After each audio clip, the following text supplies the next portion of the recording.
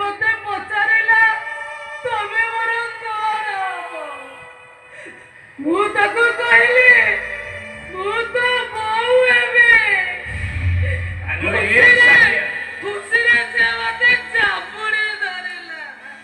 ଆଲୋ ଏ ସାରିଆ, ଆଲୋ ଏଇ ଟୁକାକୁ ଯେତେବେଳେ ଆର ଗାଁ ମକର ମେଳାକୁ ବୁଲେଇ କାନ୍ଧରେ ବସେଇ ବୁଲେଇବାକୁ ନଉଥିଲି,